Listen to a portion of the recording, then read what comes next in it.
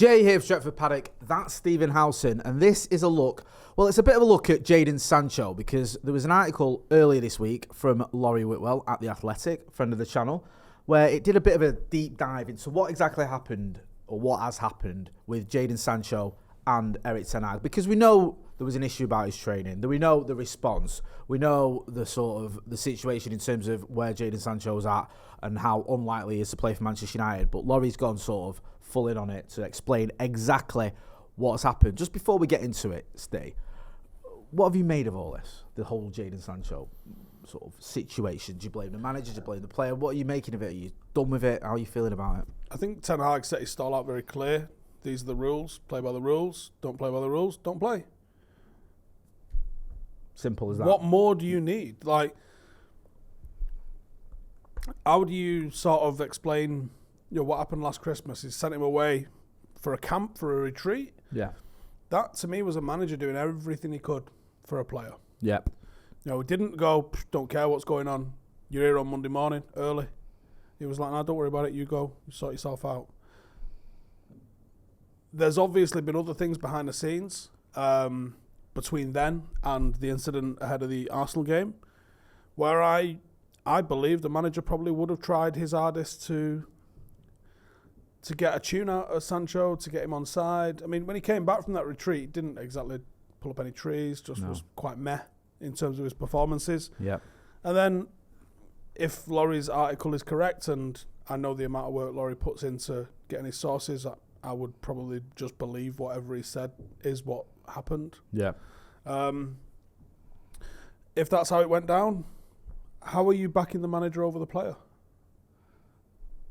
I don't understand how you could. How are you backing the player over the manager, do you mean? No, sorry, yeah. But people will be questioning this. Yeah. No, 100%. Let's get into this article then, because what happened in that training session? It seems that it's come from one training session here. This is what Laurie said, and he said that basically on the Monday. So this is, I think, following breaks abroad during the international window, Ten Hag took Sancho through videos of training to explain why he felt the player's output had been insufficient. So he's obviously made his statement, they've had this little bit of fallout, and he said, look, I'm going to tell you what the issue is. So the clips pertain to United's final session before the 3-1 defeat at Arsenal, in which Sancho was asked to replicate the opposition style against the starting 11 Ten Hag had selected. As usual, those on the bench or not selected at all were obliged to mimic what Ten Hag's team would be facing in a practice game. So I'm sure you will get that. It's like, right, this is your first 11. Everyone else is going to be the opposition we're going to face.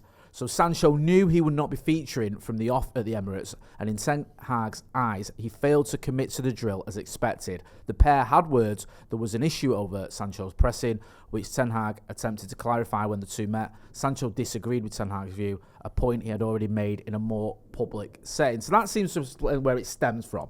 This idea that Sancho sort of realised when they're coming to do the drill, right, I'm not going to start against Arsenal, and he hasn't given his all. What do you make of that? Do you kind of sympathise with the manager on that front, or do you think the player's got a right to be a bit miffed? I wasn't there. Right, okay. I imagine Ten Hag's probably correct. Yeah. If he's singling you out publicly, I think you probably earned it. Yeah. There's been players do stuff in training sessions. You'll never hear about it because they reacted in a certain way, and even if they disagreed, they've sort of towed the line a little bit with it. So I think he's probably accurate in what's being said there. And if you've been asked to do a job, this is your job, right? It's not a case of I'll work with the starting 11. The rest of you just go and have fun, go on the swings. Like, it don't work like that. Like, your job is to prepare Manchester United for the game at the weekend. Yeah. You might have been in his head to feature the second half. You might not have got that far down the plan. I think I always use the phrase "be undeniable," right? If you put the effort in training, and David Beckham documentary is the absolute example of this. Capello goes, "I'm getting rid of him," ostracised him. Go train on your own. And in a couple of weeks, the lads are begging for him to come back. How are you doing this to him? Look at the effort that he's putting in. It's a great example of that. Kept his nose clean and just cracked on and went and worked harder. All right, well, I'm not in a team. I obviously have to work harder. How's he not how's that not the first thought? Am I not in the team? Why am I not in the team? He does now. I think if his gripe is Anthony gets selected and he doesn't really do a lot in terms of like goals and assists, I think he's got a perfectly legitimate complaint about that. But are you scoring and out assisting him? Because if you're not, yeah, it's not like I understand that point of view, because it's not like Sancho has set the world alight, and I think even that his supporters admit that he hasn't been as good as he was at Dortmund, for example, or anywhere near that kind of player, and he hasn't really performed consistently for Manchester United. That's a big issue. Just on the going back to the article and how this all panned out. So obviously this is sort of on the back of Erik ten Hag, who said his performance on training, based on his performance in training, we didn't select him. You have to reach the level every day at Manchester United. Sancho's pushed back on it, saying it's completely untrue and saying that he'd been made a scapegoat. So the article says such a direct response was viewed within United as Sancho calling Ten Hag a liar, and the only remedy for that would be deleting the post, which happened, and an apology, which did not. The details of how close Sancho came to saying sorry are disputed by both sides. But on that Monday, after the video session and in the 72 hours that followed, there were talks around exactly how the player would provide contrition. Ten Hag wanted an apology to his face, which the club would then communicate publicly as a means of contextualising Sancho's return to the squad. Sancho pushed back against this double acknowledgement of wrongdoing. And then it goes on to say his lawyers and everyone got involved, but there was it ended in a deadlock. Also says there was no request from United for Sancho to apologise to Ten Hag in front of the squad or to them. So that's a bit of a missed story, if you can use that word, that's been put out there. So he was asked to apologise to Ten Hag only. Yeah. And then the club would have put that out in some sort of a statement that Sancho has apologised to the manager and he's back in the squad next week. Yeah. Is that reasonable, do you feel? On the surface, listen, let's not forget, even Laurie has caveated this with, you know, there's certain parts that are disputed by both sides. We don't know. But if it is the case of he's asked to apologise and then he's back in squad, do you think that's reasonable? Or do you have the point that you might think, well, no, if he believes he's done out wrong, then he shouldn't apologise? He clearly has, though. Yeah. That's the problem, isn't it? Is he clearly has. If Ten Hag feels the need to call you out after a game and said, you haven't trained hard enough, even for your career, I think there was a way of when he put that statement out originally, you can phrase it in a way that doesn't go in the sense where, like they said there, it sounds like he's called the manager a liar. That's a long road back. Mm. But if you'd have put, I can't remember exactly how he worded his statement now, but if he said, I acknowledge what Ten Hag said in the press today, and we have a disagreement about my performance in training last week. But I'll tell you what, I'm going to work twice as hard to make sure I get in the team. And when I do get in the team, I'll give my all for the club. Hopefully we can move past this. If he'd have said something like that, who's going to be against him? Who's going to be, get rid of him? Not one fan would have said, fuck him off. Attitude's a joke. No. But when you come out and go, I'm being made a scapegoat for other things, I mean, what was his exact statement? I'll read this out because you make a point, and I think that the second bit of this statement would have been perfect without the first bit. So he says, please don't believe everything you read. We didn't read it, we heard him. Yeah, exactly. It was on video. I will not allow people saying things that is completely untrue. That as well, that slight grammatical error makes me feel this is him just typing this out and posting it, not a PR team doing it. I know it sounds like being a bit pedantic, but the PR team wouldn't have made that mistake. I have conducted myself in training very well this week. I believe there are other reasons for this matter that I won't go into. I've been a scapegoat for a long time, which isn't fair. So you're basically calling the manager a liar and saying... But the scapegoat thing is bizarre to me. Yeah, because that's going, you don't know what's going on here. Which is like, well, tell us then. What's going on? Which is the last thing anyone wants at this point. Who's been more of a scapegoat? Maguire, Fred, McTominay, Rashford. Yeah. All of them have been way more of a scapegoat. Like, there's been so many people go, he's just not done what he did at Dortmund. That's the vibe around Sancho. He's not quite done it. I said it earlier. He's just not quite done it. Yeah. No one's going, he's shit and he needs to go. No. Like, no one's saying that. Nobody's saying that. He was at the game when he came back from that training session, or whatever you want to call it, when he went away to the Netherlands. The support he was getting when he was warming up was like Eric Cantona in 95 levels of everyone singing his name. Yeah. And this is before he came on the pitch. So I think the fans have been behind him, and I think the fans have been understanding. Obviously, not every single fan thinks the same, but the majority of fans. Yeah. I'm sure he's probably had abuse off melons on Twitter because that's Twitter. That's Twitter, and obviously that that comes with the territory of just being. But on social media. I think his statement was really misguided. I think whoever was working with him, maybe they needed to ring him as soon as they saw Ten Hag speak about him and go, do not respond. Yeah, because I think that's come in and we'll have a chat about it tomorrow. I think that's the case. I think he's done that, and then they've gone, whoa, what's going on here? The second part of his statement, which is kind of what you suggested he should have said, if he just said this on its own, I think it's fine. I think people respect it. He says, all I want to do is play football with a smile on my face and contribute to my team. I respect all decisions that are made by the coaching staff. I play with fantastic players.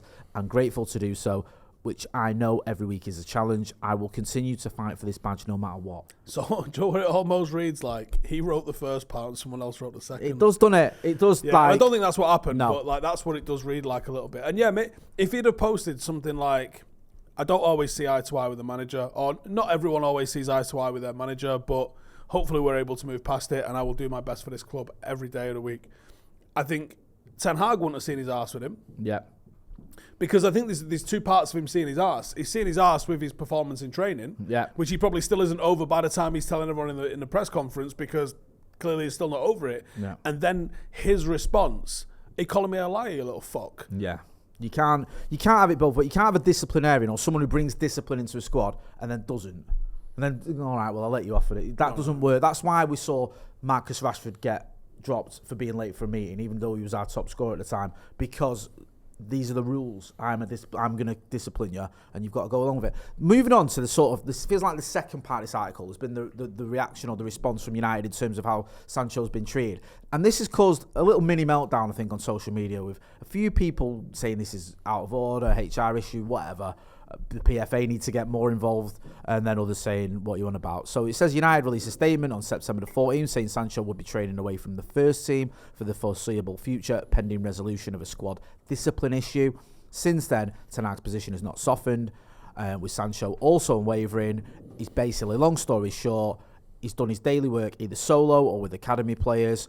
He's not allowed in the senior facilities, so as part of his car near the academy building. There's sort of thing about his lunch being brought to him. He can't eat in the canteen. He can't get changed in front of the academy players because there's a safeguarding issue, so he has to sort of lock doors and all that sort of stuff. When you read some of that, you feel it does look a little bit sort of punitive. It's like, what's going on here? But if he is being stopped from training with the first team, and then the point is, this is what's happening, and the way to get around it is to go back to that apology. I don't know how much that's accurate, Okay. because some of it I think is a little bit contradictory to what I know how things work in certain areas and that. All right, okay. So the first team and the academy eat together. Right. So are you saying that he trains with the academy, but he's not allowed to eat with the academy or the first team? So it says here, I'll give you the exact word of the... Oh, no, I've read it. So, no, just for anyone who doesn't know. Yeah, I'll just show anyone who's... lunch taken to him in the other building. He's also prohibited from using the first team canteen. Instead, his food is brought to him in a lunchbox. I'm sorry, but it's just this club. Across the walkway, which is lined by a mural listing all the players who have graduated from the academy to senior football. What I was led to believe, and it was part of the design, and you hear about it so often with anecdotes of Fergie that he used to go and sit next to academy players that he saw because they have a shared canteen. I thought the canteen was shared. Okay, yeah, no, I understand that. Just to give Sancho a little bit of a, I don't know, pat on the back or whatever. Just he's not all doom and gloom. It says to those academy players Sancho's mixed with during his exile, he has made a good impression. In the week, Ten Hag's team went to Bayern Munich in the Champions League. Sancho watched United's under-18s against Forest at Carrington. He stayed afterwards and answered questions from teenagers at the start of their professional careers. Those who have trained with him say he's been polite, which may seem like a minimal requirement, but is not a given when stars address their juniors. But then, so you think, okay, let's not be completely one-sided here. That is something positive, but then it goes, in other ways, Sancho's done his own thing. He flew to New York for a holiday after the Arsenal game, photographed at a birthday party for some basketball star, and then uses on EA Sports FC24. I know that one, maybe son's got it. Noted his profile tagging action as kick-off approach for United's match with Bayern, and on another occasion in the early hours of the morning. These are not actions to endear Ten Hag. Or the sports. Sorry? All the supporters, yeah. I mean, where do you stand on this now? Because we've got him eating his dinner in a lunchbox or whatever, or maybe not, but at least publicly it doesn't look great. He doesn't seem like he's any nearer to making amends or to making up with the manager. There are these reports, we can see him on social media going away on his holidays in between games or whatever, being online late at night. I mean, I would say fundamentally footballers deserve more holidays than they get. Okay. However, yeah, most footballers aren't booted out of the first team changing room and being told that they don't work hard enough. Yeah. I think in those circumstances, it would probably be the best. Like, look, if I worked with him, if I was part of his team, I'd be like, I think this week you look like a fucking flash dance video. You have got sweatbands on and you're fucking cutting about a gaff doing aerobics. And that's all we see from you. That's my favourite reference ever. That's what it needs to be. It needs to be like a Rocky montage this week. Do you know what I mean? That's what it's got to be. And even if it's not necessarily the truth, that's what it needs to be. Because that's half the battle these times. Like, your statement was a load of bollocks. You follow that up by fucking off on the piss to New York. Yeah. Right? Which Wan-Bissaka got injured with. Not necessarily injured with there, but like he's not played since. Yeah. So that was a really fucking ill-advised trip for the pair of you, clearly, wasn't it? So if I'm working with him, I say, look, we're not putting a statement out, and if we are putting a statement out, the statement is, I love this club, I hope we can move past this, and I'll do whatever it takes to get back in the team. And then the next thing that we see is you doing a one-to-one with Oppa. The next thing that we see is you doing deadlifts in the gym. The next thing we see is you do up and down fucking Jutland Street doing hill sprints. That's Wednesday, Thursday, Friday that week. It's not you on the piss in New York. And even if you do that, start fucking having a bit of fucking awareness about you and don't get photographed there. Go there, sit in a fucking corner where nobody sees you, and while you're in New York, post another fucking video you're doing a step class somewhere. Yeah. You know what I mean? Like, The old Paul Pogba technique is me in the gym with my ropes. Do you remember that one? In Dubai, look, I'm training hard. But that's then the narrative. Yeah. And you're controlling the narrative rather than he's just fucked off on the piss, because that's now the narrative. There's just one final part to this article that I'll ask you about. So it says United have made inquiries with other clubs, including Dortmund, in the summer, but nothing came to fruition.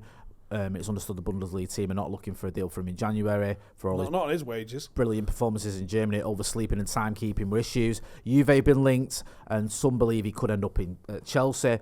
Any move would need Sancho's agreement, and as Ten Hag has discovered, getting that, can be easier said than done. Do you think he goes in January? Do you think he'll go? I know you don't know, but from what you gather from everything, do you think he's... Surely.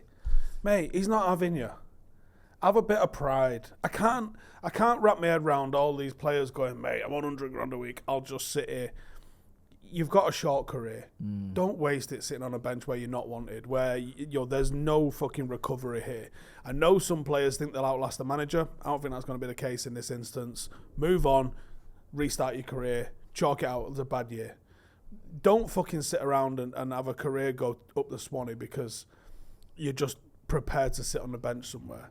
Like, Phil Jones could have resurrected his career if he'd have moved 5 years ago, couldn't he? No. Like, people forget that people just dismiss Phil Jones as a figure of fun who was always terrible. He wasn't. No, he wasn't always terrible. Actually, in that run of Ollie's, that big fucking run that got Ollie the job, Phil Jones was a real integral part of that, and he played well in that time.